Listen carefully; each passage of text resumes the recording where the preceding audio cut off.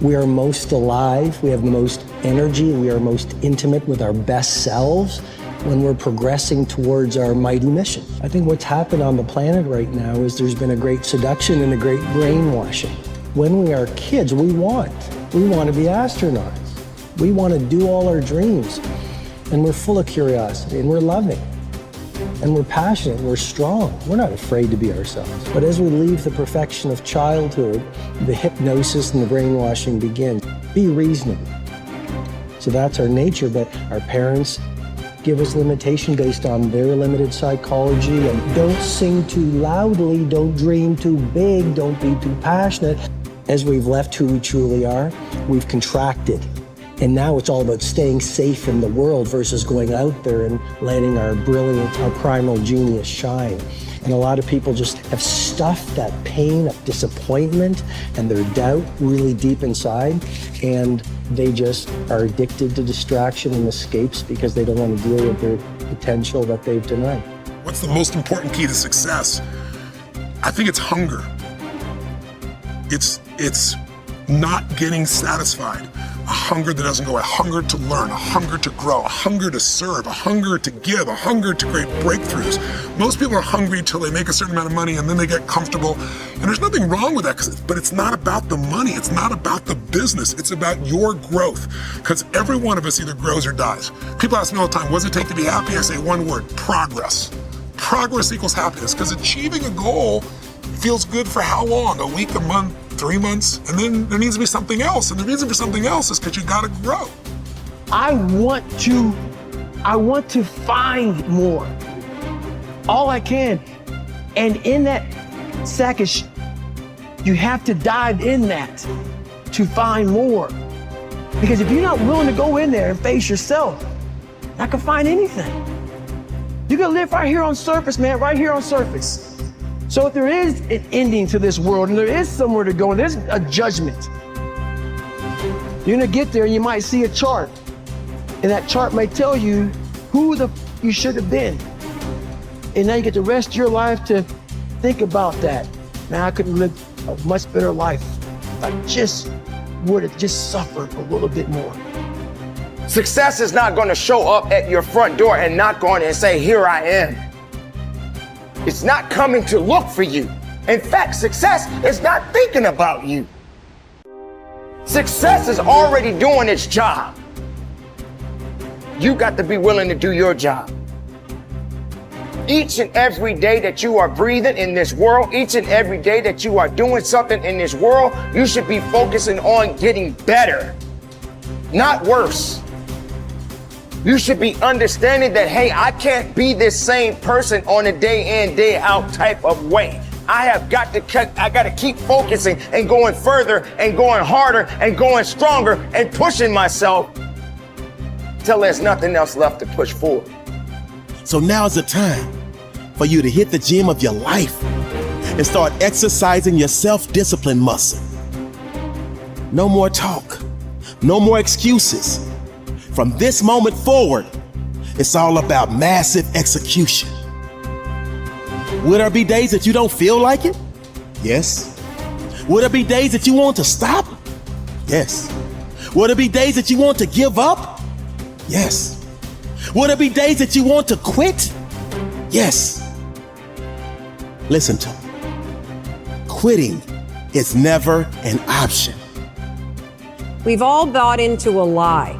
We've bought into a lie that confidence is belief in self. And so when you're in a situation which is normal, where you don't believe in yourself, you're like, oh my God, I have no confidence. The truth is, and I want you to walk out of here with a new definition of confidence. Confidence is the willingness to try. Because when you try and you take action, what happens, and what's happened for France, is that when she sees herself taking action, what happens is she sees herself being the kind of person that takes action. So she has evidence that she can rely on herself. And that action is what builds confidence. It doesn't start with belief. The real way for most of us is not to wait to believe, but to push ourselves to act. And through the action, you will build the belief. We're built to walk uphill. And when you reach the pinnacle of the hill, you want to stop and appreciate the vision, but the next thing you want is a higher hill in the distance, because it's the uphill climb that it's from the uphill climb that we derive our value, and I mean this technically. So almost all the positive emotion we feel, especially the emotion that fills us with enthusiasm, and that's to be filled with the Spirit of God, by the way, because that's what enthusiasm means. That's experienced in relationship to a goal. And so in some sense, and this is part of the religious enterprise, you want a goal that you can never attain, right? So you can always move closer to the goal that recedes as you move towards it. You think, well, that's frustrating. It's like Sisyphus pushing the rock uphill. But it's not, because as you pursue that goal, you put yourself together and your life does get better and richer and more abundant. And that's why the highest levels of virtue and goal are in some sense transcendent.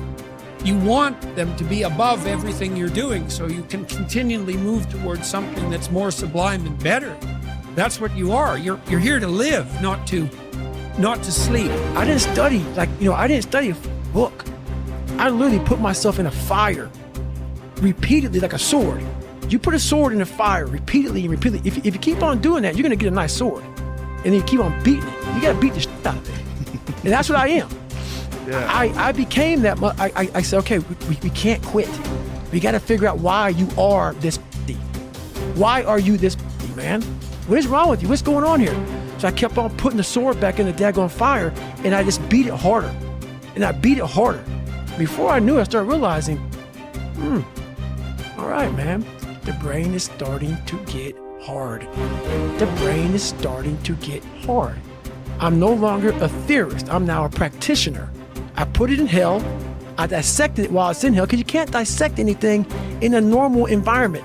You can't dissect anything in 72-degree weather. You must put it in the freezer and freeze the fuck out of it. And then you dissect it. Dissect it when it's miserable. Dissect the brain when all it's thinking about is, I need to get out of here, man. I want to get out of the fucking freezer. Open the door. And you said, nah, 5 more seconds, man. 5 more seconds in the freezer. And that's when you start to pick that brain apart. And that's what all this stuff did to me. I kept on putting myself back into the freezer or the fire and beating the out of myself, mentally and physically. Before I knew it, this is what happened. Ralph Waldo Emerson believed that anyone who had put their heart and soul into their work and had done their very best could hold their head up high. Merely talking about it or only putting in a modicum of effort wasn't good enough in his mind. It was all or nothing. He believed that doing your best was an admirable quality, and that although you might not always be successful, knowing that you had done all you could was often all that mattered. At least you could look yourself in the eye. This ethos is central to many youth movements, such as the Scouts and Guides, and is a great philosophy for life in general. Indeed, doing your absolute best in everything you do is something that we should all aspire to, and it doesn't matter if it's at school, university, work, or home. If you think about it, doing your best is also central to self-reliance, because it allows you not only to test your capabilities, but also helps you to learn and therefore extend them. It's only when you are at the edge of your ability that you can really test your mettle and see just how much you can depend on yourself. Only ever working inside your comfort zone or doing just enough to get by may be easy, but is rarely rewarding. And it never allows you to develop into a fully rounded person or realize your full potential. The following quote from Theodore Roosevelt sums up the essence of Emerson's point. It is not the critic who counts, nor the man who points out how the strong man stumbled, or where the doer of deeds could have done better. The credit belongs to the man who is actually in the arena, whose face is marred by dust and sweat and blood, who strives valiantly, who errs and comes up short again and again, who knows the great enthusiasms, the great devotions, and spends himself in a worthy cause, who at the best knows in the end triumph of high achievement, and who, at worst, if he fails while daring greatly, so that his place shall never be with those cold and timid souls, who know neither defeat or victory. When you are working on your next task, give it your full concentration and really put the effort in to produce the best possible end result. Even if it doesn't lead to glittering success, you should be proud of yourself for doing your very best. No man fails who does his best.